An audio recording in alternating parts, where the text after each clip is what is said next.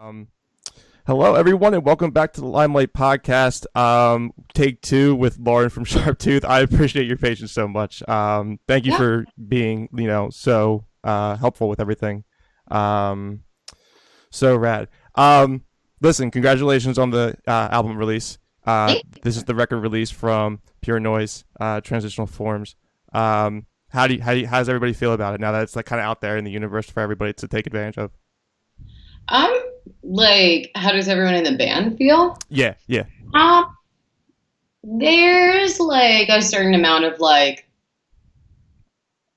bitter sweetness to it because obviously we're not doing like any of the things that we were supposed to do, like tour wise and like things like that, with the record. So that kind of sucks a yeah. lot.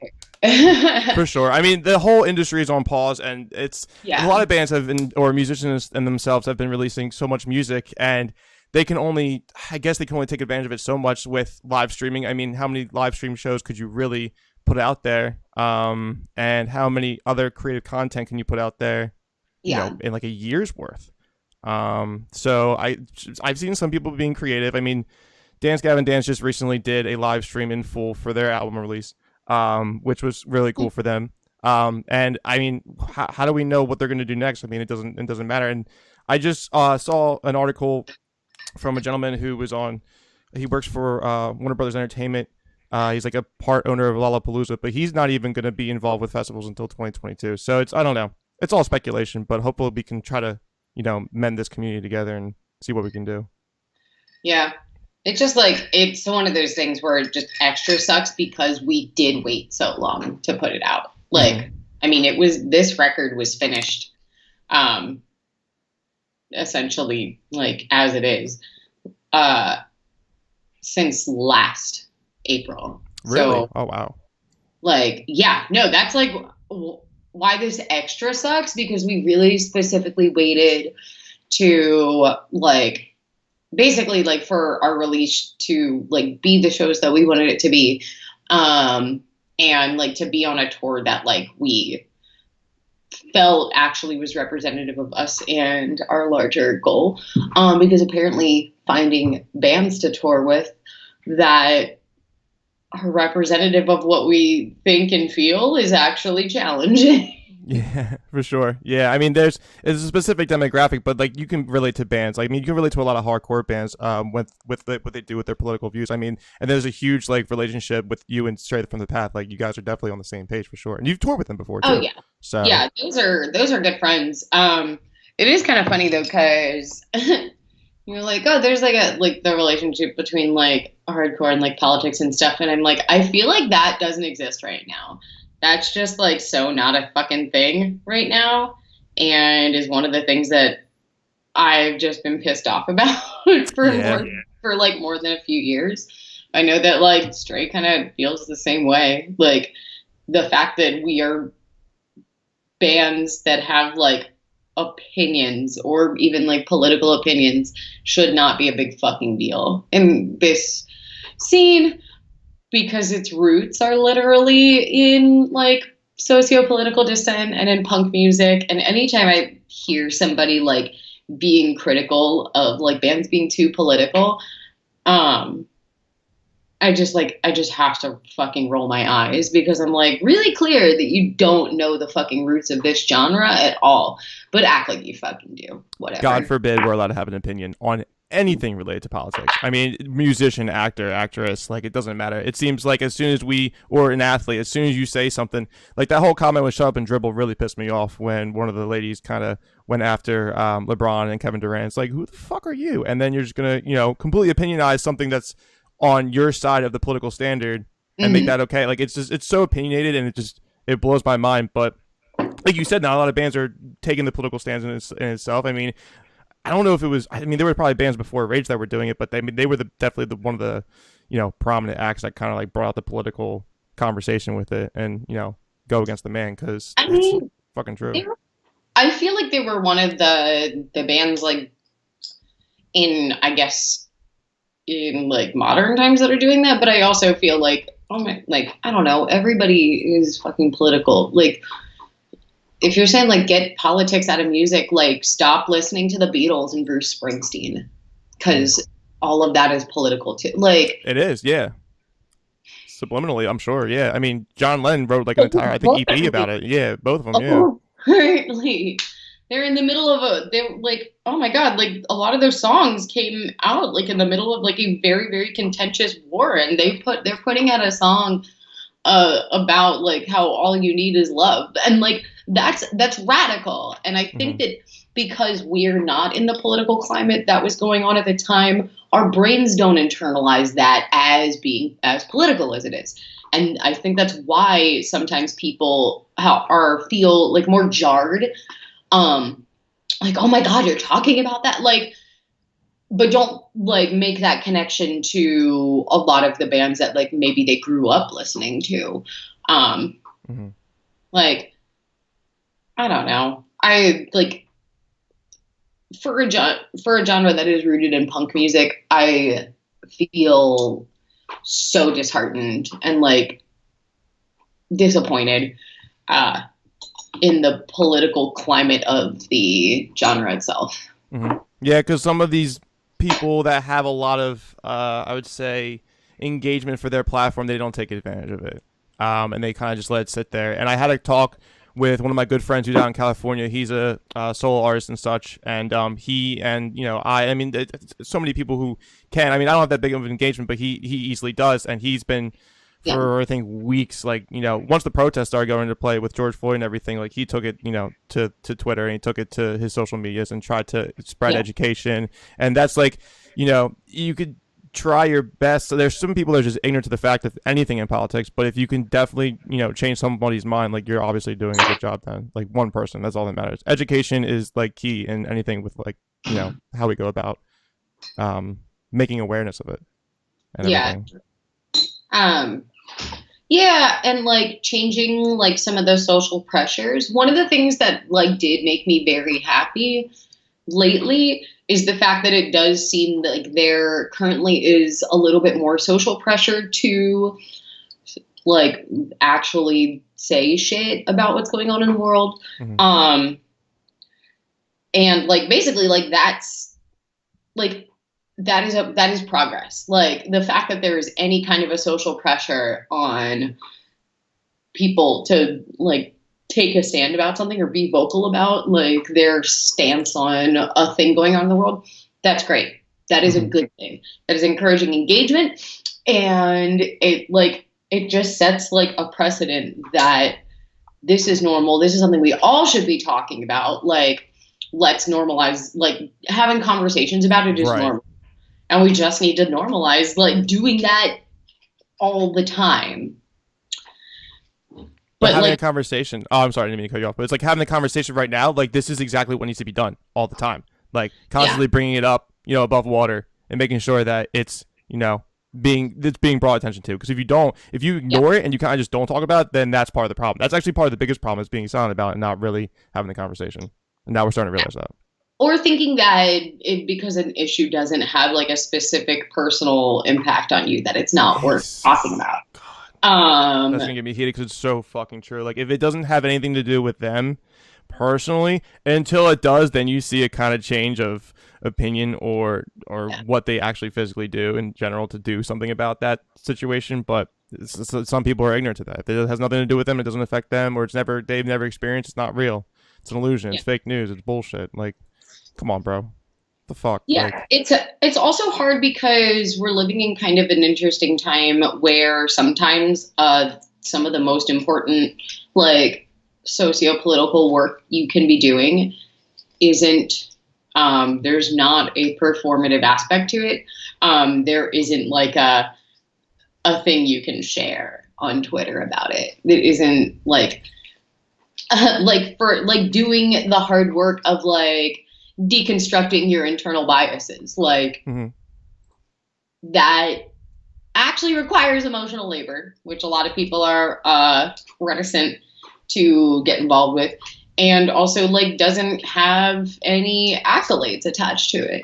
So the fact that like there's almost been like a commodification of like social justice is it's good on if it is getting people to pay attention. It kind of backfires a little bit if it means that people think that all they need to do is like share something on Twitter.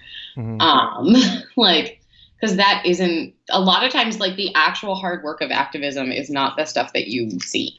Like it isn't the person like getting up there with like a fucking megaphone and shit. Like that isn't the hard work. The hard work is the internal stuff.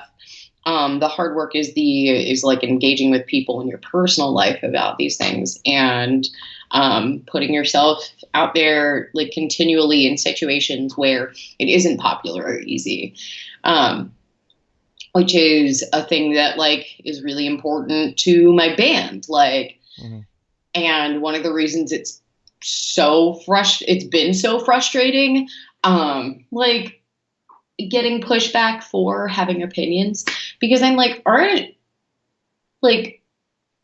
shouldn't anybody else in this genre be like amped about like somebody doing that? I don't know. I would think so. Yeah, exactly. I mean, it doesn't have to be the hardcore scene. I mean, you can definitely, get into other genres with doing it. Like, it doesn't matter what your sound is. I mean, you can still have a voice and a political personal view on it and like try to educate people with everything. But hardcore, I guess, like you're saying in general, is also still mainly a, like some of the bands in the hardcore scene like are definitely like political through and through, with social justicing and anything else that kind of just is ignorant to the fact that certain situations like the George Floyd, like that's basically common sense. Like the dude was flat out murdered in public eye, and if we didn't have technology like in this time period, like nothing would have happened. Nothing would have ever been done. It would have been completely under the table. I think the cop would have been fine. But this is happening for you. Everybody's kind of like getting this idea like, oh, why is this all coming about now on the news? And it's like, well, because this is happening for so many years, but you have no physical evidence. And now that everybody has literally a fucking camera in their pocket, you can just pull it out. And that's basically self-defense. Like, we're policing the police in a sense. Like, that's what it's coming down to. Which has been like, oh my God, so necessary for a really long time. Yeah. Also, like, there are just like a lot of people that don't believe that there's a problem. Like, that's a thing. There's just a lot of people out there who have felt like this isn't an actual issue, or that it's just like a thing that the liberals want to get upset about, or some horse shit like that. And like a complete erasure of like entire demographics of people's lived experience. And that's super frustrating. I'm like, as like a person who is a part of like other historically marginalized populations, like, yeah, I feel very personally responsible to like elevate people in other marginalized groups too. Because like, oh my God, like until we're all free, none of us are free. And I always will firmly maintain that. And so it's like, yeah, we literally owe it to each other and to like humanity to talk about these things. And it's great that right now there's a lot of social currency in talking about these things. But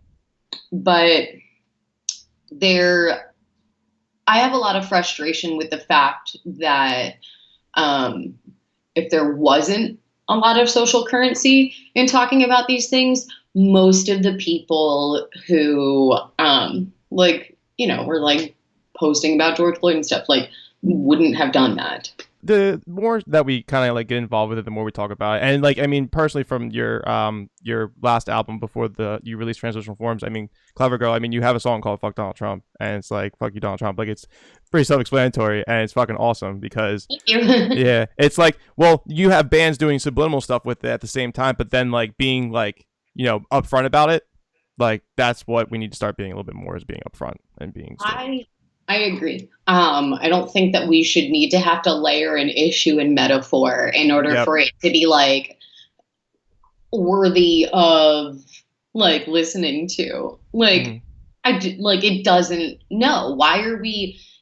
It seems very silly for me, or to me, to see people like, yeah, they're like, oh, that like was like political, but it's under like 12 different layers of stuff, and I'm like, Yeah, cool. you're like dissecting the whole song, trying to Yes, find like, what the message yeah, is in it. yeah. Yeah. You're like, cool. That's sort of a thing.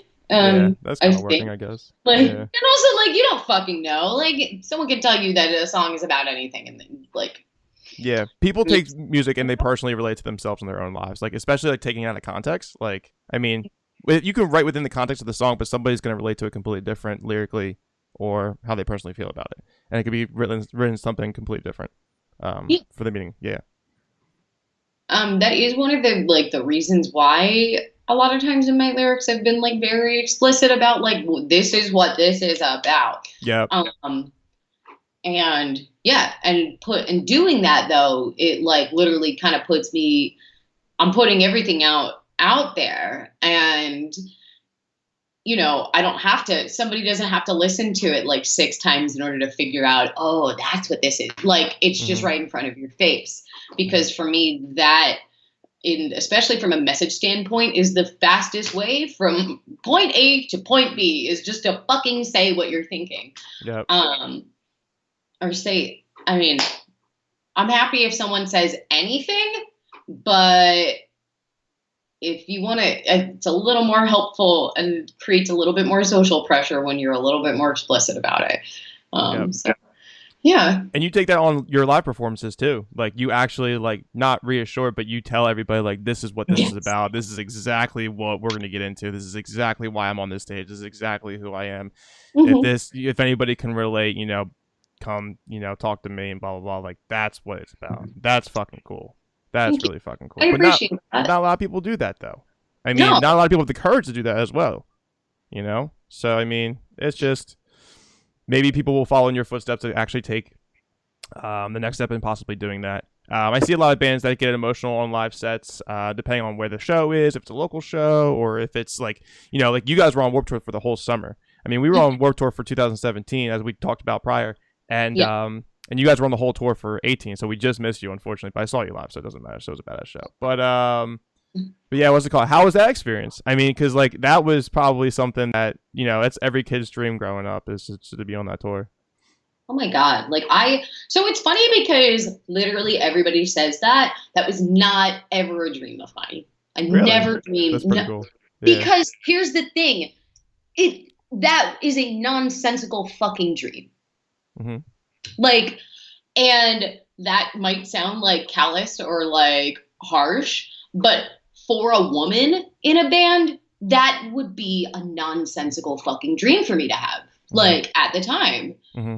Like the fucking like early, like how many bands with women in it have ever been on Warped Tour? Well, it was very little. Yeah, for sure. Let alone metal bands or hardcore bands with women in it. Mm-hmm. Like that was the thing. So we did the whole tour. We were on the Monster stage, or one of them because there was two, which was the most amazing experience ever. But holy shit, you have 2 stages that are going back and forth all day. Yep. As soon as this stage finishes, this one starts immediately, that kind of thing. I don't know how many bands were on our stage. I guess somewhere between 15 and 20, but we were the only band who had any kind of a femme person in it on the Monster stages at all. Like, I'm it. Yeah, that's literally all you. I mean, when we toured, we shared the stage with like Warren Women. We shared the stage with Barbed Wire Dolls, and it was an honor. And we partied with them after the shows and stuff, and it was cool and everything. But like, you don't see as much of women, being. I mean, in the band or a front woman in itself. But like, you don't. Like, you're right. You don't see a lot of that. I mean, and that's the thing though. Like punk, because punk is like, I mean, thank God for fucking punk music. I'm deciding that we're just rebranding as a punk band, and like, if people don't like it, they can eat a dick. Yeah, their opinions don't matter. Well, like that's just always been the thing in punk music, is like giving 1,000 fucks about what's going on in the world and about each other and about humanity. And I think that like metalcore and hardcore in the last like decade or so have moved so far away from that and so far into introspection that there are a lot of aspects of like the content that you're used to seeing in hardcore and metalcore that just feel entirely like self-involved. And like, not saying that like writing about yourself is a bad thing, like that's not what I mean, but the focus in the genre as a whole has moved away from a global focus to just the individual person writing about their individual feelings and like leaving it at that narrow scope. So until hardcore metalcore want to broaden their scope, we're a punk band. Yeah, exactly. You're speaking for the people, not for oneself. Right, we don't want to hang out with you. Like, sorry, not sorry. yeah, well, it's like that's why I wrote "Say Nothing." Like, Right. that's what the whole fucking song is about. Is like, oh my god, it must be so nice to be so privileged that you don't need to talk about socio-political things because they're not affecting you. And that's what that's about. And that's about really what it is. Yeah, like literally say anything, please, for the love of God. Anything. And oh my god, and it's like it's so frustrating while also simultaneously being like, I'm just fucking jealous. And I'm fine with saying that because oh my god, who wouldn't be jealous of people who just get to exist in an environment and not be put under a microscope because of anything, be that gender or your skin color or like your like gender expression or your sexuality. It must be so nice to be in an environment where it is so fucking homogenous that there isn't anything for you to be getting actively upset about because you as a straight person or white person, whatever, like you're not being threatened. Well, let's use me as an example. I'm a straight white male who, you know, was raised in a Christian household. What were my problems, honestly, growing up? Literally nothing. Like, what the fuck do I have to worry about? That's privilege. You know what I mean? Like, that's probably, like, the best explanation of it. But this thing is, like, identifying, like, that other people have been brought up in ways where where their culture was or, like you said, the gender, the way you know, your significant other, if you're gay, bi, straight, trans, like it's just you have a harder time going through life, and there's more in depth that goes into mental health in itself, and that's where conversation needs to be brought into place as well. It's a lot, but it's been, and the privilege has been there for years, but not realizing that it's there in itself. Like if I get pulled over by a police officer, like, what, 10 times out of 10, like it's not going to be that much of a, yeah, I'm going to be fine. I'm going to get a ticket and go on my way, or he's going to let me go because it's going to be a comfortable conversation. But if I had a different skin color or, you know, I had like some kind of accent, whatever, like it's just different, you know, person of who I am, it might turn out a little bit different. Honestly, obviously, I mean, it's been fucking, the numbers are out there. And that's what gets me so heated. So being ignorant to it, and the fact that you don't have any idea, like, that you have that privilege is fucking disgusting. Like, it's just, you have to see it from the other, like, put yourselves in other people's shoes. Obviously, like, you're capable of doing that, and so are other people, but holy shit, man, like, can we just, like, be humane for once and kind of like look out for everybody instead of like one specific fucking like gender or like yourself? It's honestly yourself. Like, they just look out for themselves and that's it. And you're right in that industry too, because like you made a good point, because a lot of that music was written around their self with I don't know, like drinking problems, or like the metalcore scene. Like there was a couple bands that were, they kind of like threw it back to the rock and like sex, drugs, and rock and roll scene, like way back in the day. Like it's not 80s hair. I mean, that's what 80s hair metal was in a sense. Yeah, but like I know they were just repeating the process. I mean, that's what they wanted to write about, sure, but like it revolved around them again. It didn't revolve around other people. Like so. And I think that there's always going to be that balance of like hedonism and escapism that are adjacent to music and like heavy music or whatever. But there has to be a fucking balance with also, you know, turning outward and being like, okay, what else is going on in the world? Like, I feel like there are ways to balance all of these things. I mean, I wrote like, you know, that record is like super, super personal and transitional forms. Transitional forms, yeah, I was just gonna say, yeah. But I found ways to connect it like from the narrow scope of my personal experience to a much wider angle lens, so that it's kind of using the same microscope that I'm looking at my own problem, and then taking that microscope and using it and turning it to the rest of the world and seeing how that problem manifests in like globally. Because that's like a thing I very firmly believe, is that like anything that's going on like in us internally is some kind of a reflection of what's going on in the world at large. And like that, I think, is the like way that a lot of people, like, if empathy isn't a thing that like comes to you naturally, or a specific type of empathy is more intuitive to you, yeah, just literally thinking about just like taking time to like think like, man, this is a problem going on in my life. I wonder how it would feel to be experiencing this problem if I was like trans or black, or like just doing thought experiments like that, I think is so helpful in connecting to the world. I think that's also a problem, and like why like I feel for like people super hard is just because like it's like fucking hard to exist.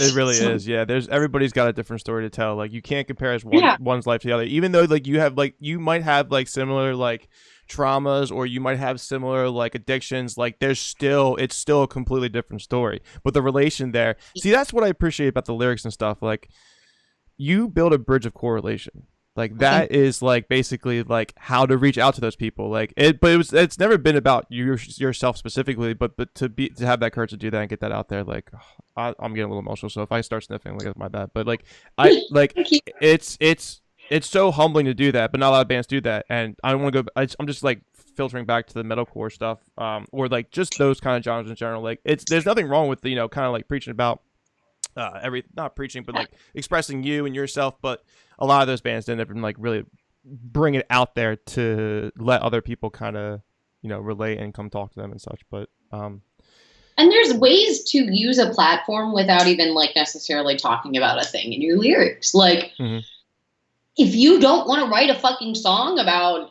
I don't know, anything going on in the world, whatever, that's totally your right as an artist. But but like when you do have that kind of platform, there is a certain amount of social responsibility that comes with it, whether you fucking like it or not.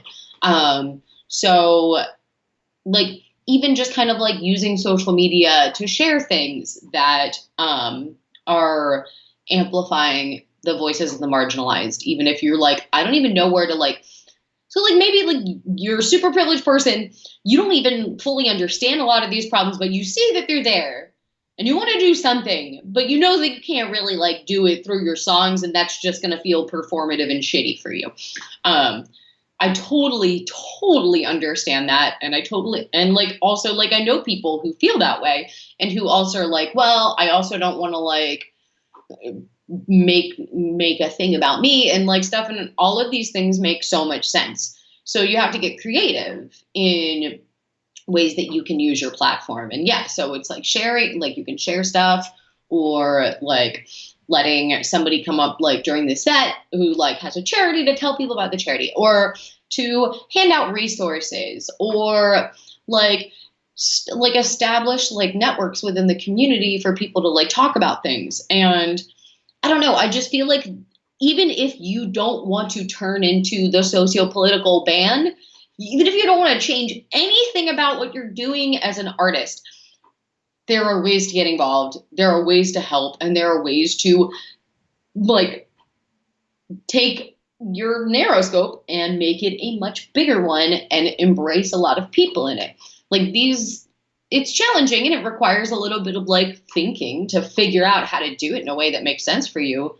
But it is fucking crucial and necessary, I think. Like, especially today. I think that it is like kind of socially irresponsible to not be like taking a stance on things lately. It is. And then if you have that privilege, do your research, study, get an education, talk to somebody who might have a different opinion from you, and don't get overly upset about, what the conversation is about. How about you just kind of relate and like look and do just kind of dissect the situation of like seeing the numbers and seeing what's going on, or go physically go into the community itself, like that you're involved with, like, and or somewhere that's like not your personal community, but like somewhere like on the outskirts of your community, and like talk to others and kind of get their perspective and ask why, ask like, you know, the who, what, when, where, what, how, why questions, like the not yes or like, that's the responsibility that we need to take advantage of. But then again, if you don't do it, I mean, it's just complete ignorance. But people don't want to, like you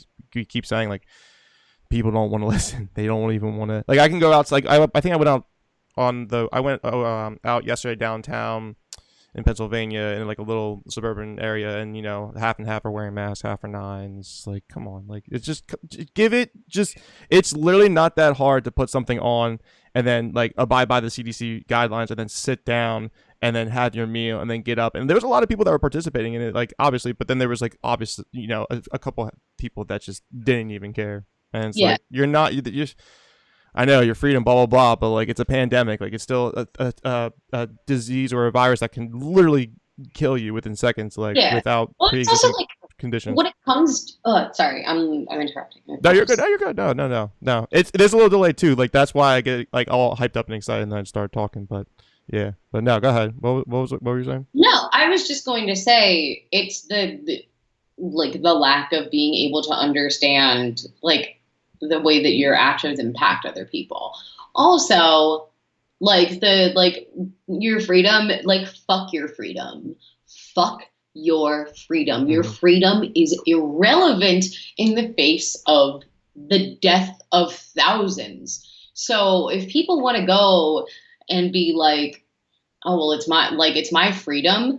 If it only affected that person, I'd be like, cool. Then like you just go and get COVID and die. Like that's your own problem. That's not our problem anymore. But it will always be our problem. Mm-hmm. It's always going to be everybody else's problem because it's like, oh, well, like you don't wear a mask. Fine, go catch COVID.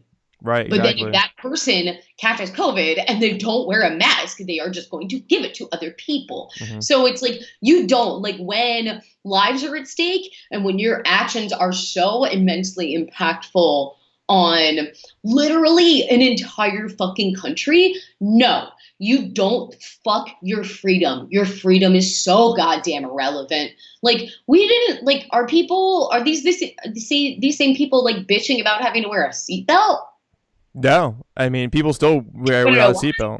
Yeah. Do you want to know why? Because seatbelts, the primary purpose is to protect the person wearing it. Correct. So these people who are being like, it's my freedom, not wear a mask, whatever. Like they are saying, oh, we're hearing that these masks don't really prevent you from catching it. I'm not wearing one because it's not going to protect me. And that's where the issue with the lack of empathy comes in, because in stopping thinking about an issue, like if that stops at you and doesn't continue, like, okay, how does this affect me? Okay, maybe it does, maybe it doesn't. Then you go around, how does this affect others? And if you just stop at how does this affect me? Like you're part of like the world's part of the problem. Yeah, you're literally the problem. Yeah. Literally wearing the mask is to protect others more so than protecting you. I mean, it's not supposed to do the damage. It's literally just you're not breathing, you're not coughing, you're not sneezing, you're not releasing your like just saliva, like just like actually it comes out when you're having a conversation. Like it's there for protecting others, so we can kind of like bring this pandemic to an end. Because in the beginning we were on lockdown and it was so fucking good that we started to obey and really kind of get the idea of like how much damage this can really do. However, people started getting impatient, and then we started getting a little antsy, and then they, oh, this isn't real, blah, blah, blah. And then like now it's not even a scientific thing. It's more of a politics thing. And it just fucking blows my mind to see people not even give a fuck about the research or give a fuck about that. This can actually, I mean, it killed over 100,000 people already. Like, nationwide. That's depressing as fuck. Like, and they could be next. Country in the world. Like, we are the worst country in the world for dealing with this. Like, I don't know why. I don't know why people can just fucking actually take advantage. I do know why. Everybody. Because in the United States, we do not prioritize the caring of other people. Right. Like, we refer to things that take care of other people as being like socialist or welfare programs, rather than realizing that they're just constructs that are used all across the fucking world to just take care of its citizens, which is the responsible thing for any country to do. But we have people in this country who are in charge and who are so fucking greedy and poisonous and self-centered that it just becomes about them, and it becomes about what they want. Like, oh, I don't give a shit that the world is basically on fire from global warming because I've invested X amount of dollars into this coal company or this oil company. And when people have that, when you have like your money at stake like that, like, these are like delusional, possessive people who think that that is more important than, you know, everyone else on the fucking planet. And it's delusional. Delusional. These people tell themselves that it doesn't matter and that it doesn't affect anything.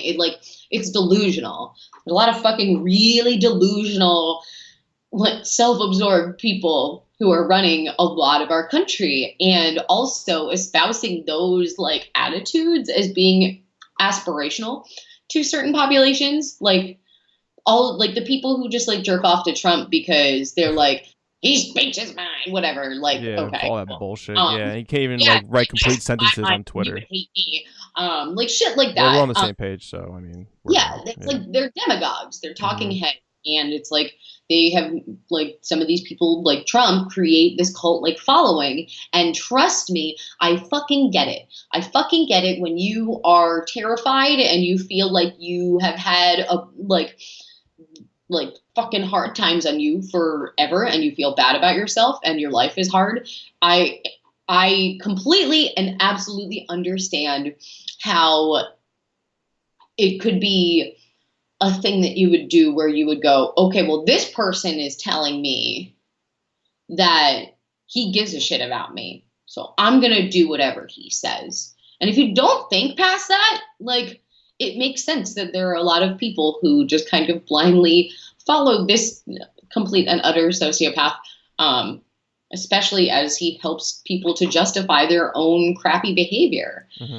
Yeah, he kind of encourages it. It can't be crappy if the president's doing it, like, you know.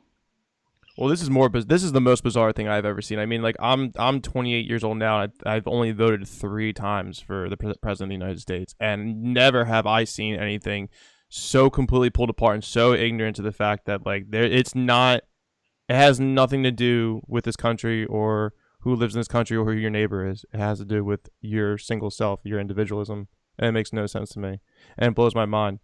Like, I want to kind of bring up a fact. I don't know the numbers exactly, but for example, like Japan, like going back to the mask thing, like they've been doing that as a culture for fucking years due to the fact that it's literally they're worried about the other person's sake of getting sick because they're honestly sick. I mean, it's just common sense. So with that, their numbers are basically completely down so much to a point where, and they have more compact cities than New York in itself and like Tokyo, and they're way better off than we are. So how do you not take that into consideration that maybe other countries are fucking doing something right that we're not? Like, it's hard when there's so much. It's like, again, this is challenging because I'm not one of those people, so I don't really know the thought processes that takes you to that point. But I try to figure it out so that I can then talk to those people from an angle that they will be able to internalize and be able to hear. But yeah, that requires a lot of flexing of mental, like, socio-emotional empathy muscles. And that's not a thing a lot of people can do, are capable of doing, and that's fine. Like, those people especially, like, they probably don't want to be doing that anyway. But yeah, you do need to be willing to, like, really, really get into another person's shoes, even if that person is somebody who, like, votes against the things you vote for. It's like, in order to be able to fix these things, we need to be able to get down to the causes of why. Why does this person believe that their only option is to follow this, like, travesty of a demagogue? Is it rooted in hatred for others? Is it rooted in just being self-absorbed? And like trying to parse out which of those is true then allows you to communicate to a person where they're at. And because here's the thing, like everybody has different priorities, and that's okay. Yeah. There's nothing wrong with being different people who have different priorities and things they care about. For example, I am always going to be very passionate about like reptile welfare specifically. Yeah, that's your passion. Like that's something you've been doing probably since you were a kid, honestly. Like it would be, yes. It would also be very absurd for me to assume that because this is the way I think, that that's also how other people think. And that's a thing, that's a part of empathy that like you learn when you are like a fucking toddler, is learning to recognize that the experience you just had, another person isn't going to know or understand that. Mm-hmm. And that's like a part of like tests that they do on children for like normal, like socio, like emotional development, are like seeing when like the children can realize that like, oh, just because I can see something right now, that other person, because of where they are, they can't see it. So like learning basically like frames of reference is, and like if you're able to pick up very quickly like, oh, that person's experience is different than mine. The sooner you are mentally making that connection, I think the sooner that people start to learn empathy and like playing well with others. Yeah, but I highly doubt like there was like not a significant amount of kids that never knew how to understand that kind of reasoning. Like being a kid, like you know what's right from wrong. Like you know like what is in a different perspective than you. Like I knew that if I wanted to go play basketball at night at my friend's house in an apartment complex, like, you know, and where he's getting in trouble for this and why is this all happening, like, you know, because it doesn't happen to me. I'm like, oh, why is that happening to him? I'm like, oh, like it's completely different, and I just knew right from the bat. So I just don't want to get into specifics because, you know, the privacy of their own beings, but but like how, like everybody knows that when they're a kid, everybody, like there's no excuse. So I guess it's either you grow out of it, or I guess you just kind of maybe, I mean, I'm sure parents that you raise you also can have ignorance, and that will play a huge impact on your child development as well. So your brain's a sponge from like birth to like 11 to 12 or something. So I mean, absorbing anything in the household that you live in that's not positive at all, and ignorance is gonna sit with you. Exactly. And like you do the whole like your brain is a sponge thing. That is hella a thing until like the age of 5. And then it's like your like capacity to take in and retain new information. That's when it starts to go down a little bit, because your body and your brain are in like hardcore learn all the fucking things mode for the first 5 years of your life.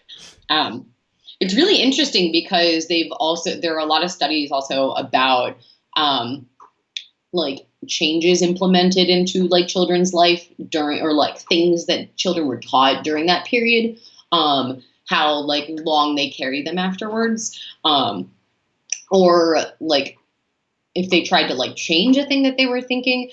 Basically the point I'm trying to make is that like that is like the hardcorest time for like neuroplasticity. And neuroplasticity is just like basically the brain's ability to change and adapt, which is a thing that I think a lot of people don't think about or recognize as a thing that happens.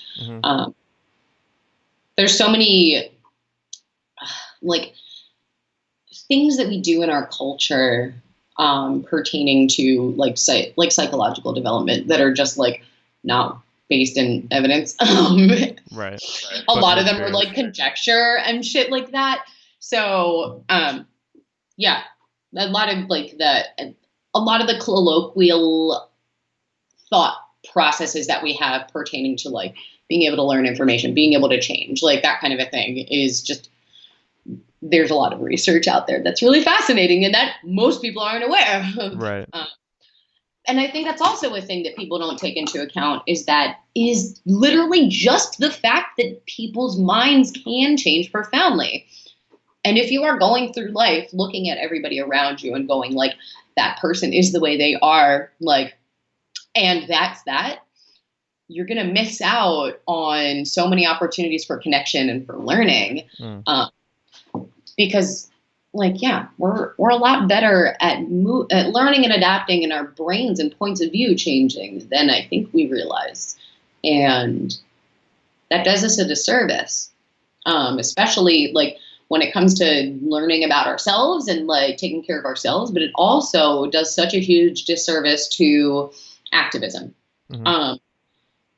Because it makes it very easy to other people rather than like bringing people in, being like, okay, we're both human beings.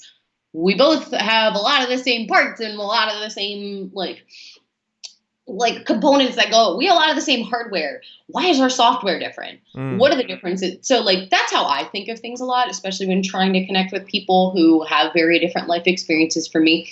Because yeah, rejecting those people outright because like, oh, like they fucking you said like something problematic, whatever. You're not allowing for like any grace or establishing a precedent for change. You're just saying this is bad, we put in trash, instead of being like, this is a thing that's very flawed. Let's see how we can fix the flaws in it, because it is a thing that is very like me.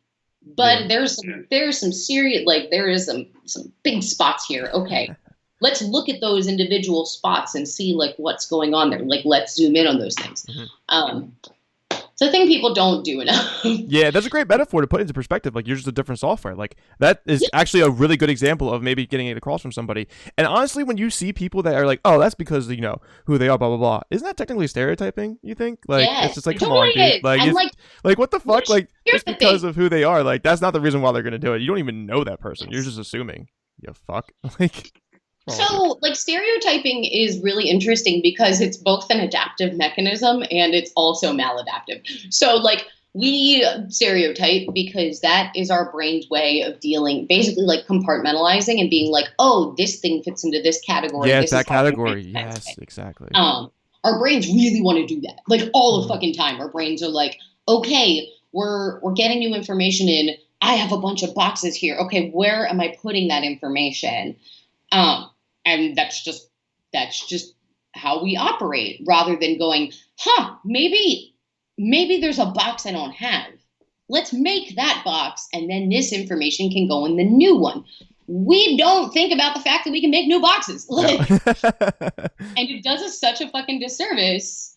No, you're right. Because, it just does us like a total disservice, because I think it discourages people from engaging with people whose opinions are different. I think it discourages people from thinking that like people change. The fact that there's a colloquialism that's just like people never change is the stupidest thing I've ever fucking heard. It makes me so angry because it is bullshit. It is bullshit. And I've met people who have had wildly problematic viewpoints in their life and then like gradually got educated and now are on the right side of history, fighting for the good things in this world. But we need to set up frameworks with people so that we can do that, so that we can take that person from being on the wrong side of history and looking at, why are you thinking this way? What is causing this? Like, you're connecting like point A to point C, and that doesn't make sense to me. Right. Why is that connection happening? So stuff like that, basically. If we don't create environments for social learning, socio-political learning, socio-political change, and like for people to literally get educated and like reevaluate their whole fucking like mindset about things. Right. We do not set that up. We're just basically treating human beings like they're disposable. And like that is awful. No, it is awful. And like I say this all the time and I preach it, communication is key, and bringing it up in the present. Like the more that you are aware of something in the present and then you go and talk about it instead of like sitting back and like not saying anything, like that's already taken in the initiative to have that to resolve something that is on if somebody that's uneducated, or to correlate in something that of a different viewpoint, but holy Yeah. shit, like that's what it really comes down to. And I see people like getting treated like shit, due to the fact of who they are as a person. It's like, can't we just accept people for who they are? Like, Jesus Christ, like it's really not that hard. Like, I mean, if people want to do what they want to do, like that's fine. Like, and there's a whole plethora. I just rolled my eyes so hard. There's a whole plethora of judgment out there with like, and I can literally name like 30 fucking problems. Like, people have problems with transgenders. People have problems with gay rights. People have problems with what would you say earlier? The having, going on why am I drawing a blank here? Getting the money from the government for welfare and shit. Like, taking welfare. yeah, Like, yeah. It's so ignorant to the fact that it's like nobody has an understanding that like why are you so worried about them and what they are trying to do to either better themselves or what their lives about, and just worry about yourself. Yeah. Like, and that's also another thing that people don't take into consideration is like, stop worrying about others. Like, because of an ancient fucking 1,000-old book says that, which it doesn't say that at all anywhere in the Bible, that gays can't be married and all that shit. So I mean, that's not even relevant. But to bring that source up, but however, it still doesn't affect. It has no effect on them whatsoever. But they still bring attention to it as a problem. It makes no sense. That's the thing that I have such a hard time wrapping my head around. Like the why do you care? Like that is just a thing that I think all the fucking time. Basically when I see people who are not affected by a thing being pissed about it, and I'm like, in a way that says that they are affected by it. So like, yeah, what you were saying about like fucking like gay marriage rights, and that there's just all these fucking straight people being real upset about it, and it's just like, why do you care? What is it? Does this impact you literally at all? No, it doesn't. So why like, even? And it makes other people happy, and it's safe. Like, that's at the end of the day, it's like, is it impacting you? No, not at all. Is it going to? Is it going to impact the people doing it in a negative way? No. Is it going to change your life? No. Is it good? Yeah. I'm like, but on the other hand, is it going to impact the other people in a positive way? Then maybe shut the fuck up and let them do it. Like, yeah, it's literally not that hard. Like, yeah. That comes into a common sense thing too. So, and I'm glad we're really talking about this, because this is honestly the first time on the podcast I've actually brought up any kind of like political standpoint in itself too, which like you're hugely passionate for as well as I am. But like, to have like mine, I'm getting a huge education out of this. Like, you are actually like really like very knowledgeable with all this. So I mean, like, I'm trying to pop off as much as possible, honestly. So it's just good. I appreciate it. Yeah, no, I mean, what the fuck, man? Like, it's so inhumane in general. Like, I just like I see people, I just see them as people. Like, I just see them as like who they are. Like, fuck, like, Yeah. Like, it's not my business what they do or how they, if I'm becoming friends with people, like, yeah, I'm gonna befriend them and like, obviously know a lot about them, but like what they thoroughly enjoy, that's great. That doesn't fucking matter to me. Why would I have an opinion on something that they thoroughly enjoy? Yeah. Like, that makes a positive impact. I'm not on themselves, but maybe it's inspiring to something that will make an impact on the world. Holy shit. Right. That's such a sin.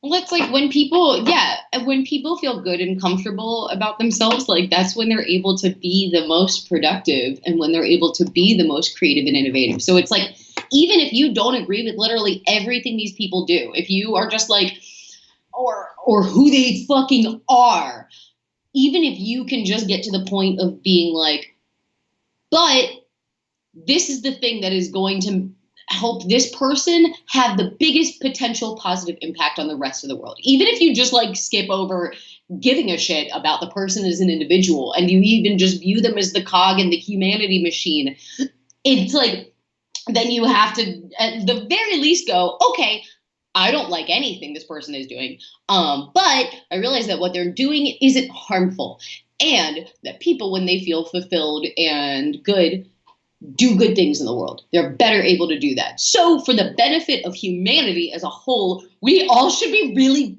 fucking trying to make each other happy as shit. Yeah, like, it's not that hard. Yeah. Other countries do that all the time. I'm like, God, I just want to fucking hang out and befriend all those people. Like, go to Yeah. Canada, go to Germany, go to Europe, go to Japan. Dude, like, honestly, my boy was like in the Marines, like out in Okinawa.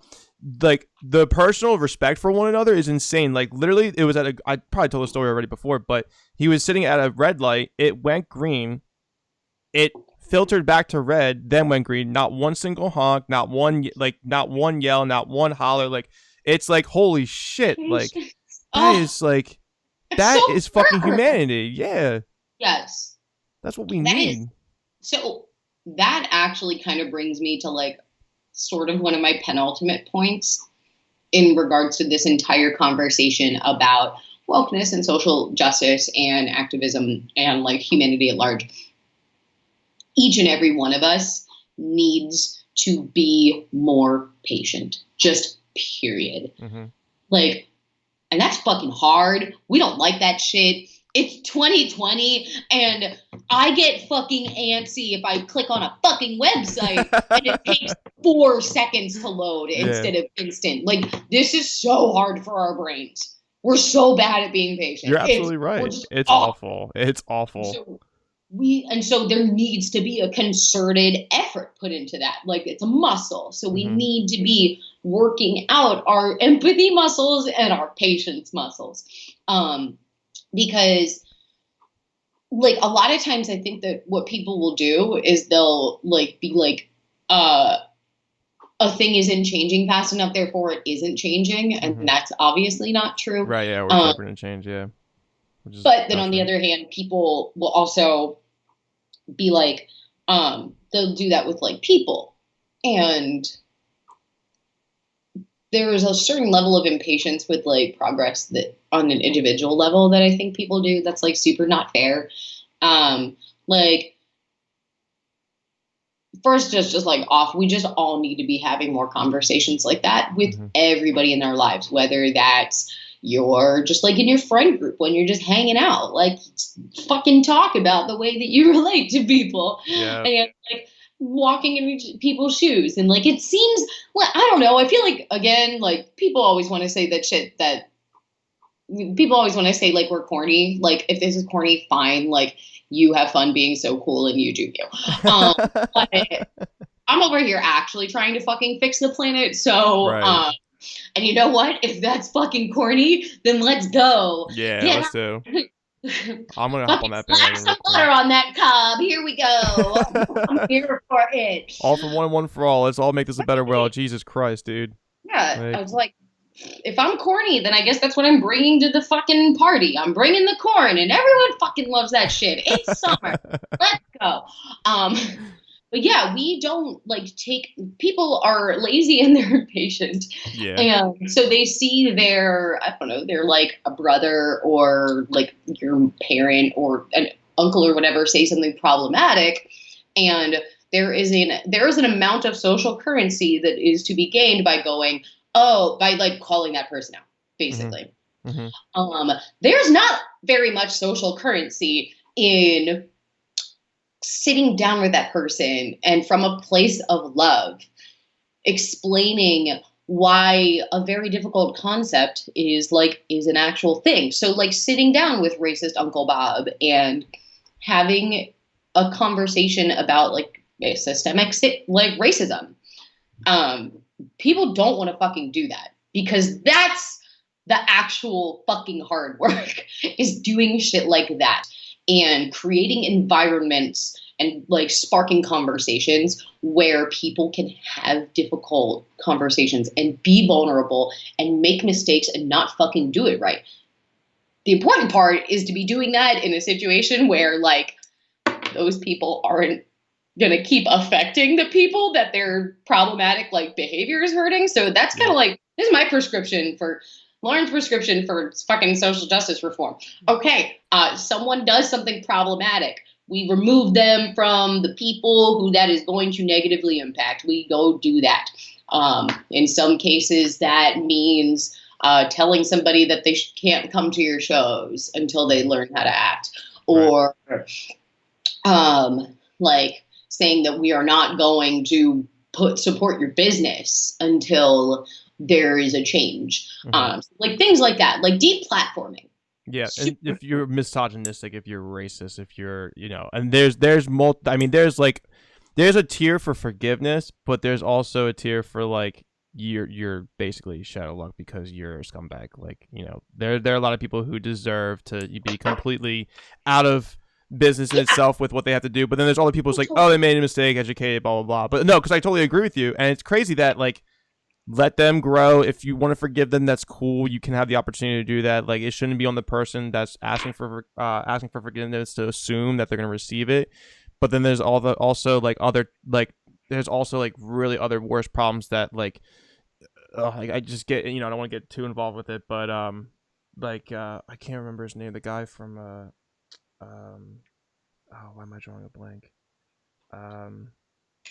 Doesn't matter. I mean, we just have a lot of problems with sexual predators, and like there's no need for that, and we have to like literally just completely just execute them from the community in itself. But they're like, yeah. And like, whoever's listening to this might go, how can you possibly have any issue with any part of that statement? The thing that I'm talking about specifically is, deplatforming. Remove that person from a position of power. Mm-hmm. Still treat them like a fucking human being. Mm-hmm.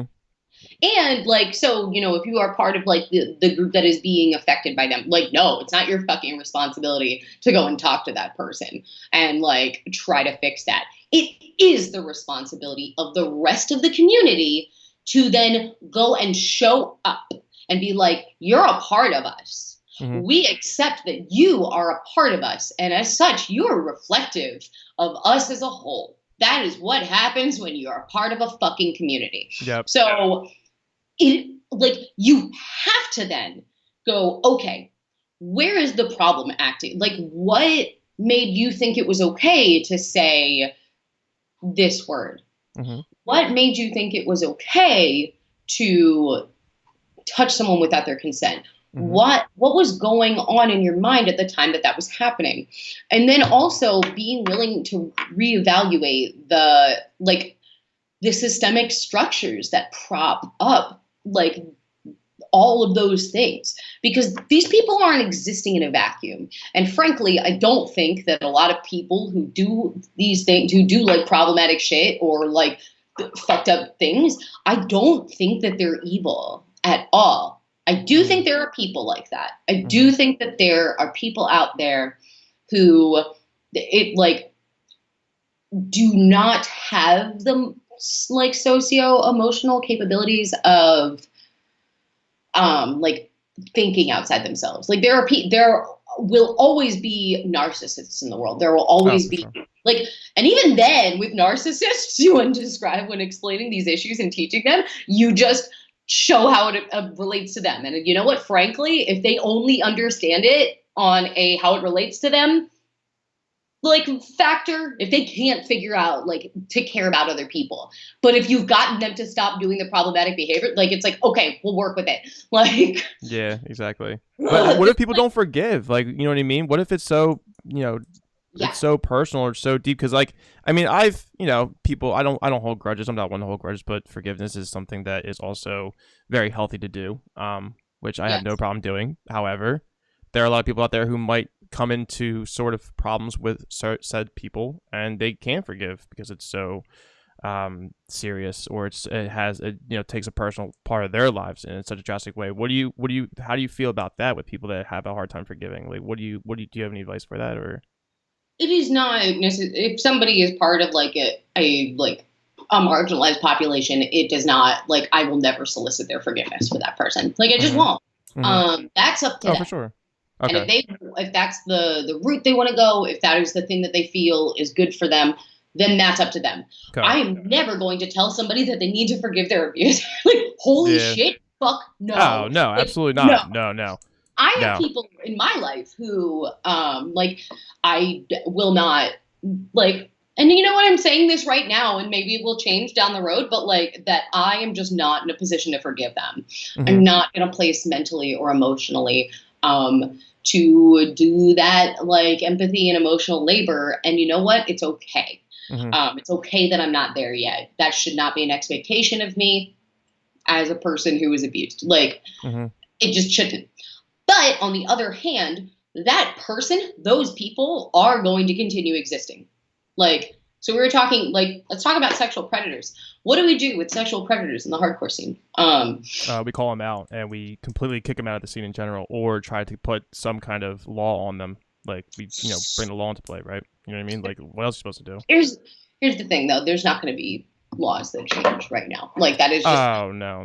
These are not, like, people do not give a shit about victims of sexual violence. Like, even, oh my God, even if, like, a woman has, like, a fucking rape kit that she's done, like, there's still no justice. So it's, frankly, I feel that, like, that is a long-term solution that we do need to be working piecemeal, but that is a long-term solution. Yeah, I just wanted people to be held accountable for their actions or their words. Like, it's just literally like, bring it to attention. Yeah, no. That is important, is like addressing it. You have to. You go, hey, this person is doing a thing that's totally not okay. And it is important to make the other members of the community aware of that, especially so they can decide whether or not they feel safe around that person. And they can make that decision for themselves. But here's the thing. So, okay, so like we've gotten in a position where the victims and or vulnerable people are telling you that they feel safe now, and like they are in a position of like not having to be near that person, not having to interact with them all, like anything like that. As long as the victims are protected, then I feel that it is the responsibility of the other members of the community to go to the abuser and to basically be like, why are you doing this? Why do you know what is going on that you don't have a fundamental understanding of a thing that the rest of us do have a fundamental understanding? Because here's the thing. If the community doesn't then show up to dismantle the actual issue, that person is going to find another community. They are going to leave. They're going to slide right out. Like, okay, they're just going to vanish. And that next community isn't necessarily going to know that that's an abusive person. They will not know to have their guard up. They will not know to protect themselves. And that person will have not changed. So the problem still stands. The perfect example for that as well is literally passing these priests around in Catholic churches, where if they get caught doing something bad underneath, the radar, they just like, all right, we're just going to move you to a different church, and like hopefully you're able to change and like not bring it up in conversation. Yes. Holy shit, that is toxic as fuck. That is literally not solving anything at all. You're just honestly, you're just making it fucking 10, 100 times you're worse. You're just deciding that you don't want it to be your problem anymore. And for the abused people, they absolutely do get to say, I'm not dealing with this anymore, and that is perfectly fine. But for the rest of the community, like, holy shit, you absolutely need to show up and go, okay, what is going on with you? Mm-hmm. Yeah, what is your what about problem? This not understanding? Because here's also the thing, and like, this is based on my own experience, and this is based on my understanding of systemic sexism and rape culture. Mm-hmm. So I'm also open to being wrong about literally any of these things. These are all just based on my experience. And frankly, I can't really tell anybody how to feel or internalize anything that they've fucking been through. But I feel that when we take a person who has committed an act of sexual violence and we like basically try to like make them disappear and make them go away, it doesn't address the fact that the issue is systemic. That makes the issue an individual problem. You're saying, okay, this person is the problem. We will eliminate the person. The problem we've decided is gone. But they haven't. The problem's just here. It's just being like the radar, hidden. It's just now off the screen. Yeah, basically. So it's like, this didn't go away. No, this just went here. Yeah. So when we do that, and again, it feels very good to go to like stand up and go, yo, fuck that guy. He's a rapist. That feels very good. And there's a lot of social currency in doing that. What doesn't feel very good is the thing that every single one of us absolutely every fucking day of your goddamn lives, each and every one of us needs to be examining our own behavior.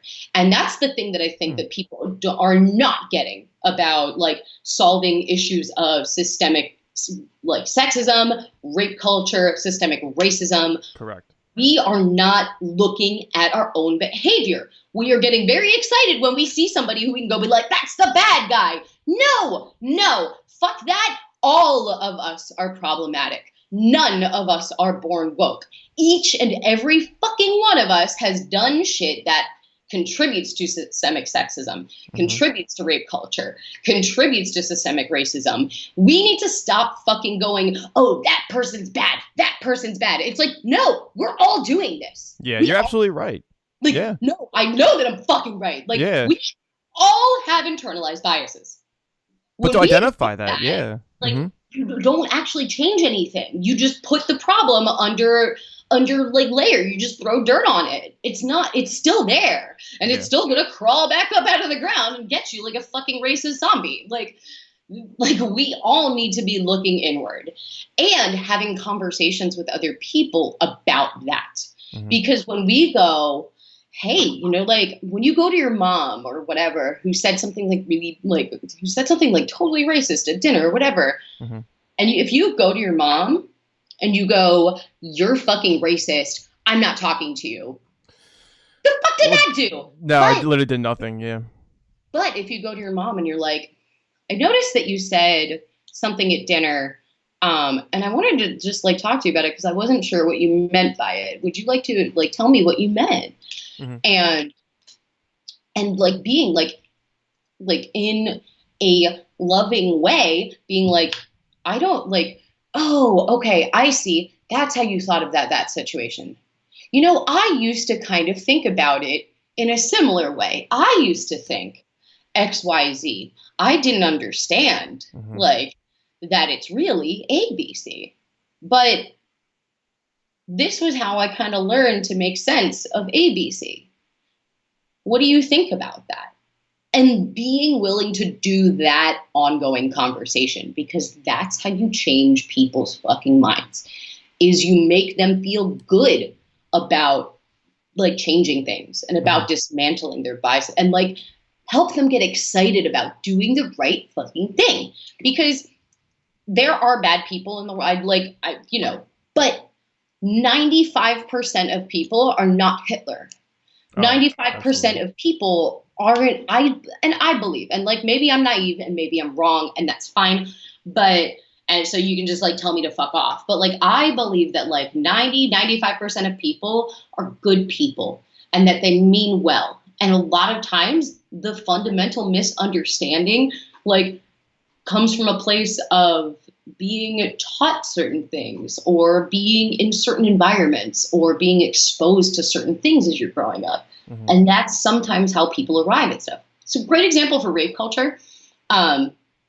We are like the generation that grew up with like teenage high school movies, like being like, and like aggressively sexual. Right. I was going to say this. Yeah. Very sexualized. Yeah. I mean, we all knew like MTV started producing that when the numbers were going up. Oh my God. Yeah. American Pie, like all that shit, like that. What our like youths were. We were watching those messages of like men are just looking for sex and like they'll do anything to get it, and anything that like they have to do to get it is like funny, haha, like this girl's wasted. Like we've been conditioned to think that's okay for most of our lives until like the last like 5 to 10 years, and then we're being told, no, that's not okay. If I say we, I just mean like society, whatever. Society in general. But now it's like you're telling these people that's not okay. There's a certain amount of unlearning that a person needs to do if they've literally been conditioned psychologically for their entire life to think XYZ. Yeah, that's and okay. And then someone showing up and going, no, it's ABC. Yeah. You have to find a way to connect those dots for them. Or they're not going to change and nothing is going to change. Yeah. And like you said, conversation is key too. And like knowing yourself and the way that you can go about like you said in the past, like you can not accidentally, but like your internal self, you can make mistakes, and like identifying that you're making those mistakes, bring that up to yourself, and then making aware of it, and not burying it, and try to resolve that problem. That's exactly what you need to do, because then it's just going to keep on going, or you're just going to keep doing it, and you're going to do it in a wrong scenario one day, no matter how minor or how major it is, and you're going to really be shown like how wrong you are. Yeah, you're going to hurt somebody or hurt yourself or both at the same time. Like, yes. But you're right, because I do try to see the good in other people too. It's like when I have those best friends that you want to see, that like you'll help them and do anything that you can and make them comfortable of like building themselves up to a successful life, or just like being there for them and such. And and you're like, there's good in them, and then then I hear the phrase like, you can't help somebody who can't help themselves. It's just like, I don't know, like they can help themselves, but no, because you know what? Sometimes people just need help. That's what it comes down to. People just need help. Like, yeah, just have a conversation with them. I don't know. Just try to throw them a bone every once in a while.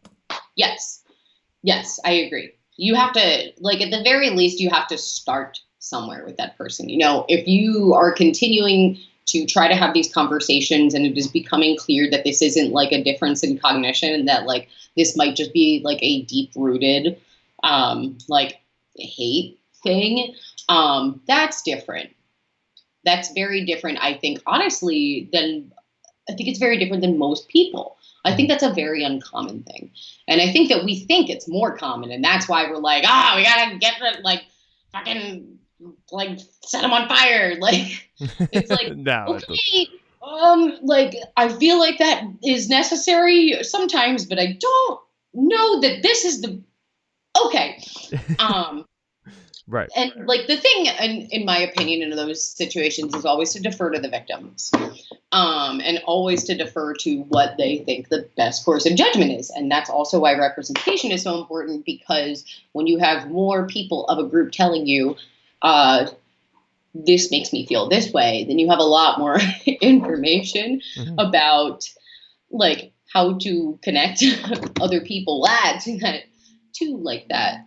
Yeah, exactly. And they are basically saying, like, the way for me to feel better in life and to heal is if we do this, this, this. So those are the people you really want to listen to, because they're the ones who are being affected by the problem the most. But yeah, I've like, and so when I talk about a lot of these things, I'm going off of a lot of the things that I've seen, like members of like victim like communities that have been like that are super affected by like sexual violence. These are conversations that I'm having with people who are rape survivors. These are conversations that I've been having with people who are Black and who are saying the best way for you, white person, to show up is to educate other white people. Literally. Yep. Like exactly. literally. And so I'm like, hey. And whether that is getting on a stage and screaming about it in Sharptooth, or whether that's sitting down with a friend who said something like fucking deeply problematic at a party, and going like, okay, I'm going to confront this issue in a way that is going to hopefully spur this person to change, instead of spur this person to fucking disappear. That doesn't happen. That doesn't work. Yeah. So I feel extremely strongly about that. And yeah, and that most people aren't evil. Like, here's the thing. This is a lot. I was raped 3 times. And one of those times was by a man who I believe was a very sick, cruel, evil individual. I believe that he did that intentionally and knew what he was doing the entire time and knew that it was not okay. That person is a terrible fucking human being and deserves the worst that he had coming to him. It was malicious and it was specific. I've also been raped twice by people who I don't think are evil, malicious people. I think they're people who completely misjudged a situation, or they were intoxicated. And like, these are very normal things. Like, that happens to people all the time, is they hook up while they're intoxicated. Like, that's what I'm saying when I'm like, we need to all be looking at like the ways that we each contribute to rape culture, because it's like, okay, well, if you're drinking, like maybe it would be a good idea to establish with people beforehand, like what's okay and what's not okay, like stuff like that. And for you to set a precedent for the people around you and being like, hey, like we're like everyone's going to be at this party. Here's some things that like we wanted to like talk about and just like keep as reminders, like just be talking about consent, making conversations about this feel normal and organic and not like terrifying. I think people are terrified to have these conversations because they're afraid to look at themselves. But they're afraid to look at themselves. They're afraid to look at a family member or a friend, and it's extremely uncomfortable to like 99% of the people who are having these conversations. So, and that's why people don't talk about them. And if you don't talk about it, then you're obviously missing the point of trying to find solutions and or like avoid anything like that could happen. So, yeah. I'm glad we're having this. Like, this is what needs to be. But this is a good way of like trying to like expressing like conversation needs to be happening all the time, like every day, every hour. I mean, like, you know, it's just and it doesn't have to be weird. It doesn't have to be fucking weird. I think that's like people get so weird about like talking about these things, and it's like, yeah, you know, there's contexts where I don't necessarily want to talk about being raped, whatever. But I can always be having a conversation about consent. I can make consent a thing in any conversation. Yeah, literally. Yeah, because that's like, the most appropriate like conversation I could easily have. So I mean, like, yeah. So like, yeah, and like it's such an easy thing to teach. Like, oh my god, like especially like to young kids, and people might go, well, why would you talk about consent with little kids? But they talk about sex education in like 5th grade, so it's the same thing. But it doesn't. It's not even about sex, and that's exactly. The thing. Yeah, you're right. Like consent can have 0% to do with sex, and you can still teach the concept, and then it will apply. Once you get the general concept down, people figure out very quickly how it applies everywhere. So if you're teaching like a classroom of kids, okay, what do we do when we want to play with Sally's toy? Do we ask? Yes, we ask Sally if it is okay if we play with their toy. What do we do if Sally says no? Then that's okay. We go and we do something else. And maybe we can talk to Sally later and see if maybe later they would be okay with sharing. But that's up to Sally. Sally doesn't have to share with you her thing. Like, so like stuff like that. And yeah, like, she doesn't talk to you. I mean, I'm just saying like in general, like if you can have sex education in like your younger ages, it's like, it's easy. It's fucking far easier to talk about consent. Yeah, that is like separate from like the rape culture issue. Like, oh my God, like that's just also a thing. Actually, it technically really isn't separate from rape culture, because like when we are educating young people about their bodies and about sex and like what to expect and what is normal and like what is like good and healthy and what's not, and not subject them to weird taboos and shit, that's always a positive thing. Yes. I think that like sex can be one of the most powerful tools for empowerment and healing, like as an adult, and connecting with yourself in that way. Like basically like the sooner that you're able as an adult to like start connecting with yourself like that, and feel comfortable embracing that and like expressing it like around people too, that's so fucking important. Like exactly. Like, well, because then we don't get, you know, like young girls going like, oh, I didn't know that was okay. Oh, I didn't know that I could say, don't do that. Oh, I didn't know that that wasn't normal. Like, I don't ever want to hear, like, I can't, it just kills me hearing like so many people be like, I didn't know that wasn't okay. Yeah. And that's a shame too. Like, cause it's not, it's something that you wish that you were taught at a younger age. So it's just make the awareness of like, you're allowed to say like, obviously no. And you know, you don't have to do something you don't want to do. Nobody's forcing you to do anything. Nobody can dictate your life. Yeah. When we establish those as like cultural precedents, then it becomes automatic, because then the assumption from, you know, a guy or whatever isn't like, oh, I get girls drunk to hook up with them, like everybody did in American Pie or whatever movie, like blah, blah, blah, blah, blah. Every fucking piece of media that person has watched in the fucking 90s and 2000s. Good God. Yeah, no wonder a lot of guys our age are fucked. Yeah. The culture like I feel bad for them. Like, we're just exposed to that is what male sexuality looks like, and that sucks. Yeah, Because oh my god, what if that isn't like, what if you're what if you're asexual and you're just like, I don't relate to any of this, I don't have any feelings about this, and right. I'm feeling bad now. Yeah, and Like, like sex no one isn't should even on ever their feel head. bad about that. Like, Yeah. like Yeah. we have a lot of like gender adjacent, like specific sexual role type things that we put people in, like socially, and those are hard to unlearn. That's like why ongoing conversations and empowerment. Yep. Honestly, the conversation just needs to be completely brought to attention, like on a daily basis. It's healthy, it's educational. Yeah, It could really help anybody individually or both parties or whatever.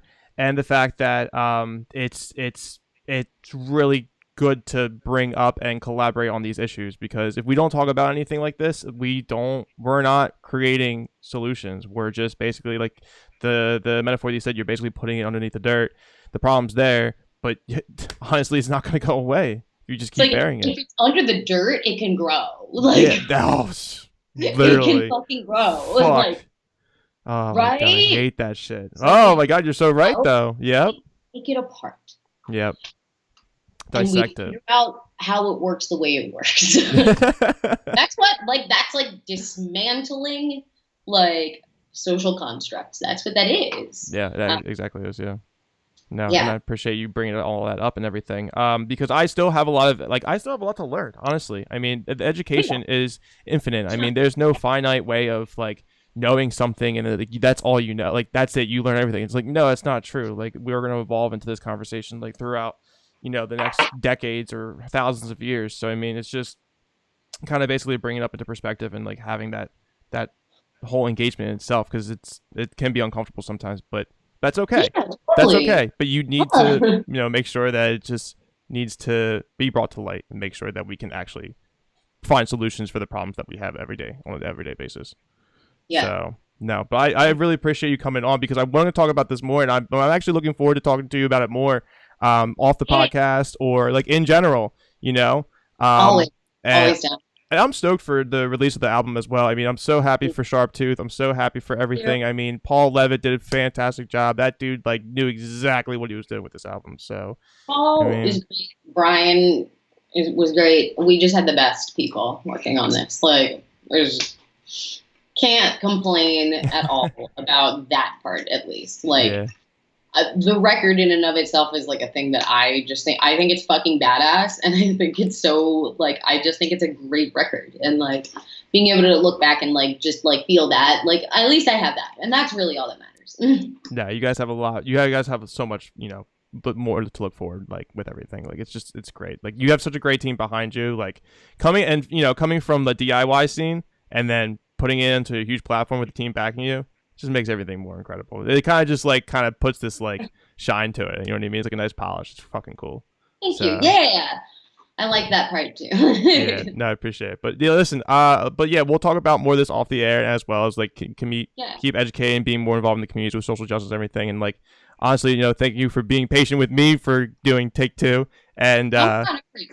yeah, I'll hope to see you soon in the near future, whether it's at a show or in general of conversation. So I appreciate you for sure. Yeah, thank you so much. I really appreciate you having me here and Yeah. wanting to talk about all these things, because this is how we do it. This is how we fix shit. This is how we fix it. Greatness. We're doing it right now. Hooray! That's awesome. We need more people like you. Fucking Jesus Christ, that's awesome. Hell yeah. We need more people like you.